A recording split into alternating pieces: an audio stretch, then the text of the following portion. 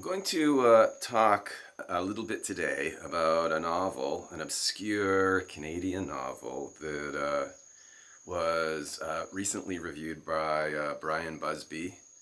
And it is entitled The Heart of the Ancient Wood. It's by Charles G.D. Roberts. Uh, Charles G.D. Roberts was arguably one of the first superstars that CanLit produced. I'm thinking here, surprisingly to Canadians, uh, Canadian culture did produce some quite renowned writers at the end of the 19th century, beginning of the 20th century. Um, and Roberts had a reputation as sort of a Byronic figure. His nickname was Charles Goddamn Roberts because he was considered a sort of a specimen of impressive Canadian masculinity. And that helped him quite a bit in his career. He was the kind of writer who would cause dainty readers in England to swoon. In any case, this novel of his, The Heart of the Ancient Wood, by the way, Roberts was probably most known as a poet, but this novel, The Heart of the Ancient Wood, is about a single mom and her daughter. The father disappears at a certain point and is never found again. The mother and daughter live in the woods and they commune with nature. Finally, a second man, Dave, shows up, a hunter, and he becomes involved with them.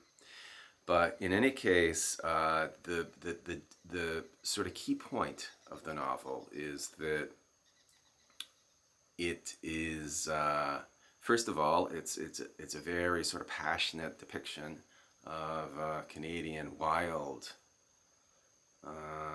untouched Canadian nature in a very sort of dense prose that Brian Busby finds rather purple. And yes, I mean, when one reads a lot of the writing that was popular in the 19th century, there is this tendency toward sort of overwrought prose.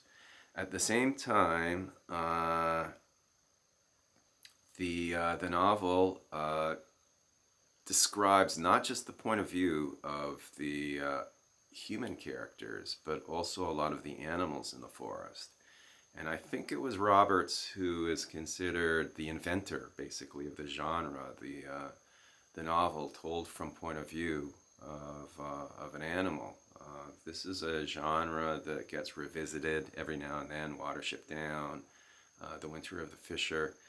But Roberts apparently was a pioneer of the genre.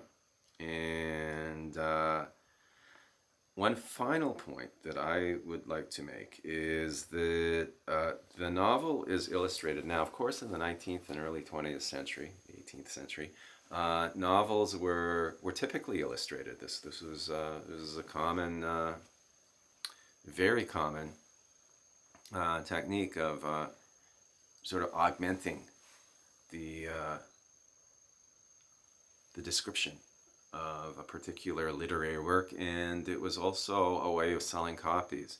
And I often wonder why illustrations have disappeared from novels. I'm going to post on this more some other time, but I do think that the publishing industry could learn from, the contemporary publishing industry could learn from this tradition and bring it back. I know there have been a few attempts, and certainly there's an entire world now of graphic fiction, but why literary novels themselves don't have illustrations is a mystery to me.